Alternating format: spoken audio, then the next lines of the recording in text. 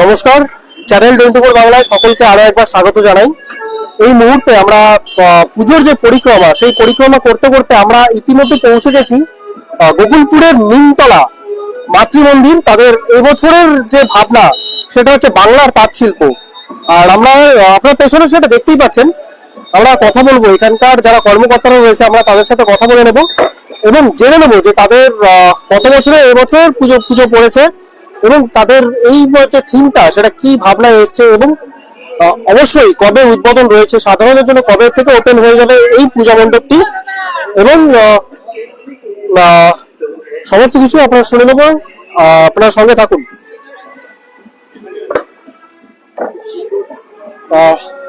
আপনারা দেখতে পাচ্ছেন খুব সুন্দরভাবে তাঁতের যে শিল্পটাকে সেটাকে ফুটিয়ে তোলা হয়েছে।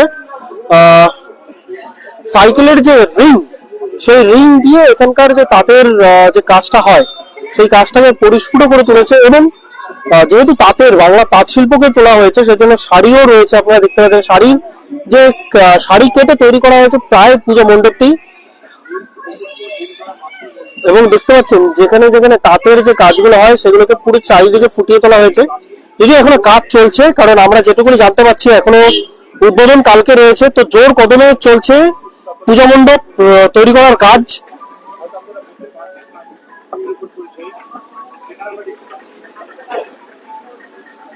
দেখতে পাচ্ছেন জোর কদমে কাজ চলছে পূজা মণ্ডপ রেডি করার, কারণ কালকে এই পূজা মণ্ডপের উদ্বোধন আছে, শুভ পঞ্চমীতে উদ্বোধন হবে। তার আগে চলছে জোর কদমে কাজ চলছে। আমরা একটু ভেতরের দিকে চলে যাব এবং আপনাদেরকে ভেতরের যে পূজা মণ্ডপটি সেই মণ্ডপটি আমরা তুলে দেবো আপনাদের।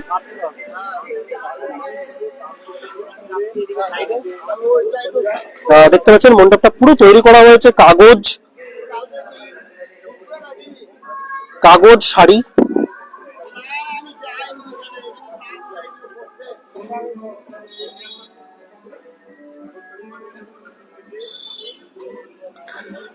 আর এখানে একটি যেহেতু তাঁত শিল্প সেজন্য এখানে একটি দেখতে পাচ্ছেন পুরো এখানে একটি তাঁতের মেশিন বসানো হয়েছে, যেটা আগে যেভাবে তাঁতে শাড়ি তৈরি করা হতো ঠিক সেই রকমই তৈরি করা হয়েছে এখানে আপনারা দেখতেই পাচ্ছেন। আর আমরা যেটুকুনি জানতে পারছি এখানে লাইভ মডেল থাকবে, সেই লাইভ মডেল দিয়ে এই মেশিনটাকে চালনা করা হবে।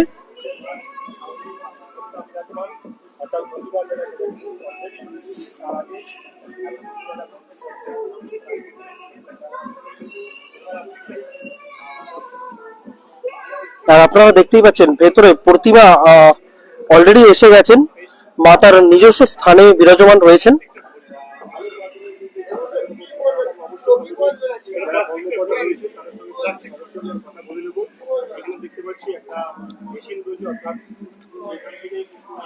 এখানে দেখতে পাচ্ছেন যে মেশিন দিয়ে তাঁতের কাজ হতো সেই মেশিনটা রয়েছে। আপনারা দেখতে পাচ্ছেন সেই মেশিনটা, এই যে দেখতেই পাচ্ছেন যেভাবে সুতো দিয়ে শাড়িটা তৈরি হবে ঠিক সেই জিনিসটা এখানে পুরো রাখা হয়েছে।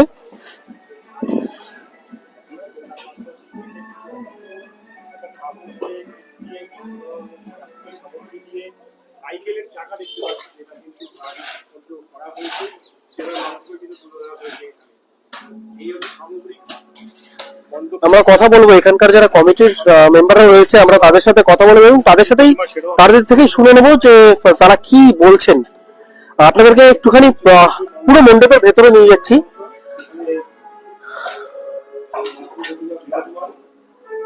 আর এদিকে দেখতে পাচ্ছেন প্রতিভা বিরাজমান রয়েছেন।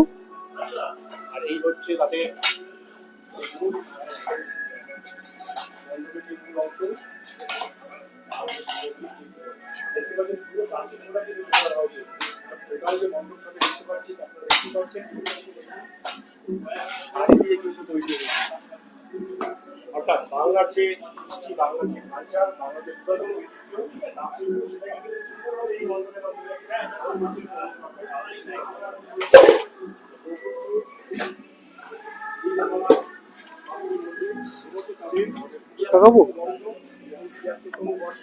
তারা যেমন প্রতি বছরই কিছু না কিছু নতুনত্ব চমক দেন দর্শনার্থীদের সামনে, এবছরও কিন্তু তার ব্যতিক্রম যায়নি।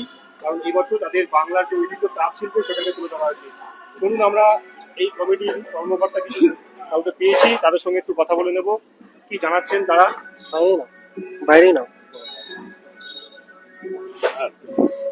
এক মিনিট, এক মিনিট। আমরা একটু কথা বলবো এখানকার যে পুজো কমিটির মেম্বাররা রয়েছেন, আমরা তাদের থেকে কথা বলবো এবং যেটুকুনি জানতে পারছি এটা 73 বছরে পদার্পণ করেছে এই পুজোটি। আমরা পেয়ে গেছি তাকে, আমরা একটু কথা বলে নিই তার সাথে। প্রথমে আপনাদের কমিটির নাম জেনে নেব, পুজো কমিটির নাম। আমাদের পুজো কমিটির নাম হচ্ছে যে গোকুলপুর নিমতলা মাতৃ মন্দির, গয়েশপুর পৌরসভার অন্তর্গত, নদিয়া ডিস্ট্রিক্ট। নদিয়া ডিস্ট্রিক্ট। আপনাদের এটা কততম বর্ষ? আমাদের 73তম বর্ষ এটা। 73তম বর্ষ। আমরা দেখতে পাচ্ছি যে বিভিন্ন জায়গাতে যে বিভিন্ন মণ্ডপগুলো রয়েছে, নামকরা মণ্ডপ, বিভিন্ন জায়গাতে মন্দিরের উপর কার্যত জোর দেওয়া হয়, অর্থাৎ মন্দিরের আদলেই যে মণ্ডপ সজ্জা সেটা বানানো হয়।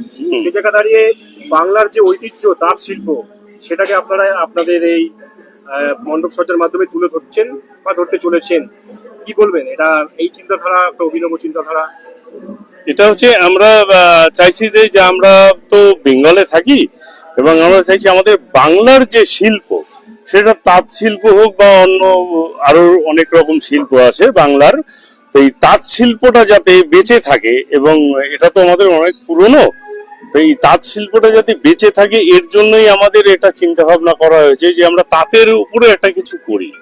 আচ্ছা, একটুখানি দেখিয়ে দেন কি কি দিয়ে তৈরি হয়েছে আমাদের এটা হ্যাঁ, এটা আমাদের এখানে আছে, আপনার তাঁতের শাড়ি আছে, আপনার তাঁতের শাড়ি রয়েছে এখানে। তারপরে যেটা হচ্ছে আপনার চরকি, যেটা দিয়ে তৈরি হয়, দেখবেন হয়তো অনেকে যারা গেছেন, তাঁত যেখানে তৈরি হয়, সাইকেলের রিং ব্যবহার হয়, সেখানে চরকি তৈরি হয়। সেই সব দিয়ে কিছু একটু যাতে গেটা বানা যায় তার জন্য কিছু চটা দিয়ে মাঝখানটা ভরাট করা হয়েছে, এবং আমাদের এই যে সুতো কাটে চরকি এই টাইপের এইগুলো থাকে, এই চটা দিয়ে এগুলো বানানো হয়েছে সব। এবং এখানটায় আসুন, সব এই যে ময়ূরটা তৈরি করা হয়েছে, এটাও আপনার টোটাল তাঁত শাড়ি দিয়েই তৈরি করা হয়েছে। আচ্ছা, এইগুলো কি সব নতুন শাড়ি? হ্যাঁ হ্যাঁ, নতুন শাড়ি, কারণ ডেকোরেটার্স কাছে পুরনো শাড়ি পাওয়া মুশকিল, এত জোগাড় করা, তো নতুনই আনা হয়েছে কিনে, টোটালি নতুন শাড়ি দিয়েই করা হয়েছে। আর এদিকেও আছে আমাদের, এখনো যেহেতু পুরো কমপ্লিট হয়নি প্যান্ডেল, আমাদের এখানে তাঁত মেশিনটা একটু দেখাতে পারেন। এখানে যেই মেশিনটা দিয়ে তাঁত তৈরি হয় সেটা একটা ধারণা দেওয়াও রয়েছে কিছুটা, যে একটা শাড়ি তৈরি হচ্ছে কিছুটা এরকম রয়েছে তৈরি করা। আর প্রকৃত মেশিন, একদম অরিজিনালি মেশিন, তবে এটা নতুন মেশিন নয়, এখন যে নতুন অ্যাডিশনাল যে মেশিন গুলো সেটা নয়, পুরনো আদলের যে কাঠের মেশিন, মানে হাতে, ঐতিহ্য। হ্যাঁ পুরনো ঐতিহ্য, ওই জন্য এটাই আনা হয়েছে, এই পুরনো হাতের যে তাঁত চালাতো তাঁতিরা, সেই মেশিন। আর বিগত দিনে আমরা দেখেছিলাম যেখানে আপনাদের লাইভ মডেল, সেরকম লাইভ মডেল কি? হ্যাঁ, আমাদের পরিকল্পনা আছে কিছু থাকবে। ধরুন তাঁত চালাচ্ছে সেটা, বা সুতো কাটছে যে চরকি, সেইখানের জন্য কিছু লাইভ মডেল থাকবে। এবং আমাদের একটা স্টল, এখনো হয়তো কাজ আমাদের কমপ্লিট হয়নি, যেটা থাকে আর কি, যেখানে তাঁত তৈরি হয়, যারা তাঁত তৈরি করেন তাদের তো একটা আলাদা ঘরও থাকে, তাদের একটা আপনার শোরুমও থাকে, যেখানে শাড়ি থাকে, পাবলিক ওখান থেকে শাড়ি কিনতে পারে। তো আমাদের সেটাও দেখানো আছে, সেটা এখনো কমপ্লিট হয়নি, সেই জন্য এটা আমরা করেছি, এটা স্টল মতো থাকবে। হ্যাঁ, এখানটাই থাকবে। তো আপনাদের তো এখনো পর্যন্ত উদ্বোধন তো হয়নি? না, আমাদের আশা করা যায় কালকের মধ্যে আমাদের উদ্বোধন হয়ে যাবে। এটা মানে কি থাকবেন উদ্বোধনে? উদ্বোধন আমরা ন্যাচারালি, আমরা তো পাড়ার যারা বয়স্ক লোক আছেন তাদের দিয়েই করাই। আর প্রতিমার ব্যাপারে কি বলবেন? প্রতিমা কোথা থেকে? প্রতিমা আমরা এনেছি বিননগর থেকে। এবার প্রতিমাটা আমাদের ভালো লেগেছে, আমরা অনেকদিন ধরে, এটা ধরুন আমাদের গত বছর পুজো শেষ হওয়ার 2 মাস পরেই আমরা প্রতিমা বায়না করে দিয়েছি, এবং প্রতিমাটা আমাদের খুব ভালো লেগেছে, এবং ওখান থেকে ওই জন্য এনেছি। মোটামুটি কতদিন থাকবে? আমাদের অ্যাকচুয়ালি দ্বাদশী অব্দি থাকবেই ঠাকুর, তারপরে আমাদের পৌরসভা যেদিন ডিসিশন নেবেন সেদিন তো ভাষণ দিতেই হবে। আপনাদের কিরকম আশা করছেন, মানে জনসমাগম কিরকম আশা করছেন? না, জনসমাগম মোটামুটি গত 3-4 বছর ধরে ভালোই হচ্ছে। কারণ আপনাকে একটু আগে বললাম যে আমরা 2টা-2:30 অবধি থাকি, তখনও দূর দূরান্ত থেকে লোক আসে, এবং কলকাতা মুখী যারা লোক ছিল তারাও এখন আমাদের এদিকে আসে। হাওড়া, তারপর আপনার বিধাননগর আছে, বারাসাত আছে, সোদপুর আছে, ওখান থেকে প্রচুর লোক আসে। তারা বিশেষ করে রাতের দিকেই আসে, ফ্যামিলি নিয়ে আসে। মোটামুটি সহযোগিতা কিরকম পান প্রশাসনের থেকে, এবং মানে এই পুজো করতে গিয়ে সহযোগিতার হাত মোটামুটি কারা পারে? পুজো একটা হয়। হ্যাঁ হ্যাঁ, সহযোগিতা বলতে প্রথমত আমাদের যে রাজ্য সরকার আছেন, যে আমাদের মুখ্যমন্ত্রী আছেন মমতা বন্দ্যোপাধ্যায়, তিনি যে 85,000 টাকা দিয়েছেন সেটা আমাদের খুবই উপকার হয়েছে। কারণ আমাদের এখানে তো খুবই, আমরা একটা মেম্বারশিপেই পুজো করি। কিছু দোকান আছে যেটা অ্যাডের উপরে, অ্যাড আর মেম্বারশিপের এর উপরেই আমরা পুজো করি। তবে মুখ্যমন্ত্রী যেই অনুদানটা দিয়েছেন সেটা অনেকটা আমাদের সহযোগিতা। গ্রাম অঞ্চলের পুজো তো, এখানে সেরকম ইন্ডাস্ট্রি নেই যে আমরা সেরকম চাঁদা পাবো, বা ওই জন্য আমাদের এই অনুদানটা খুব উপকারে লেগেছে। এই জন্য ওনাকে অনেক ধন্যবাদ, রাজ্য সরকারকে, মমতা বন্দ্যোপাধ্যায়কে অনেক অনেক ধন্যবাদ। কি বার্তা দেবেন শারদীয়ার, কি বার্তা দেবেন দর্শনার্থীদের যারা শারদীয়ায় বার্তা বা দিতে চাই, বা আরেকটা কথা যেটা বলতে চাই, অনেক সময় একটা দুর্ঘটনা পুজোর আগে ঘটে গেছে আরজি করে, সেই জন্য আমরা খুবই মর্মাহত। এর বিচার হোক, এটাও আমরা সবাই চাই। কিন্তু এর সাথে কিছু লোক বলেছে যে পুজোটা বন্ধ হয়ে যাক, কিন্তু আমরা চাইলে একটা পুজোকে নির্ভর করে প্রচুর লোক, এই যে দেখছেন যারা লেবার কাজ করছে তাদের, হ্যাঁ কর্মসংস্থা, একটা লেবার যারা কাজ করছে তারা এই পুজোটার উপরেই নির্ভর করে থাকেন সারা বছর। একটা পুজোতে দোকান থাকে, বা যারা এখানে আমাদের প্যান্ডেল তৈরি করছেন তাদের হয়তো এই ইনকামটা দিয়ে তারা করতে পারলেই তাদের হয়তো বাচ্চাদের দুটো ভালো খাবার তুলে দিতে পারবেন, বাচ্চাদের একটা ভালো ড্রেস কিনে দিতে পারবেন। হ্যাঁ, এবং পুরোহিত যিনি আছে তারাও অনেক নির্ভর করে, যারা কাজ করেন এই পুজোটাকে নিয়ে। টোটাল আপনার একটা বিরাট শিল্পও বলতে পারেন, শিল্পও বলতে পারেন। এখানে আপনি দেখুন, তাঁতের শাড়ি বিক্রি করছে, উনি লাভ করেছেন। যে রং করছে, রং কিনে আনা হয়েছে, তিনি লাভ করছেন। যে আমাদের ডেকোরেটর এসছেন, উনি কাজ করছেন, তার সাথে 10টা লেবার রয়েছে, উনি কাজ করছেন। লাইটম্যান রয়েছে, কতগুলো বাচ্চা ছেলে এখানে রয়েছে, ওরা কাজ করছে। এইটা যদি না থাকতো তাহলে একদম কারো হাতে হয়তো দেখা গেছে এই ইনকামে তারা 6 মাস খুব আরামে চালিয়ে দিতে পারবে। এই জন্য আমাদের পুজোটা হোক, বিচার হোক, আমরা চাই অবশ্যই বিচার হোক, বিচার হওয়া খুবই দরকার, কিন্তু সঙ্গে পুজোটাও হোক। এটাও তো বছরে আমাদের বাঙালির একটা শ্রেষ্ঠ উৎসব, তো আমরা চাই যে পুজোটাও হোক। প্রতিবাদের জায়গায় থাকুক, একদম প্রতিবাদের জায়গায় থাকুক, আমরা চাই এর বিচার হোক। কিন্তু পুজোটা বন্ধ করলে খুবই খারাপ হবে, এটা খুবই খারাপ লাগবে আমাদের, কারণ একটাই তো আমাদের সারা বছর হয় অনুষ্ঠান। আমার নাম হচ্ছে, আমি সহ সম্পাদক চন্দন দে।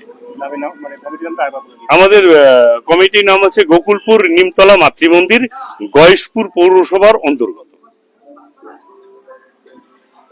আমরা শুনে নিলাম এখানকার যিনি কমিটির মেম্বার রয়েছেন, আমরা তার কথা শুনে নিলাম, এবং তিনি একটাই জিনিস বললেন, আরজি করের যে ঘটনা, সেই মর্মাহত ঘটনা অবশ্যই বিচার হোক, কিন্তু সাথে পুজোটা হোক।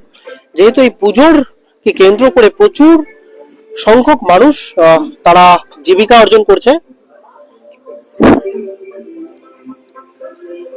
আপনারা সঙ্গে থাকুন আর দেখতে থাকুন চ্যানেল 24 বাংলা, কল্যাণী, গয়েশপুর। আমাদের এই ভিডিওটা ভালো লাগলে লাইক করবেন এবং এরকম আরও ভিডিও দেখার জন্য চ্যানেলটিকে সাবস্ক্রাইব করবেন।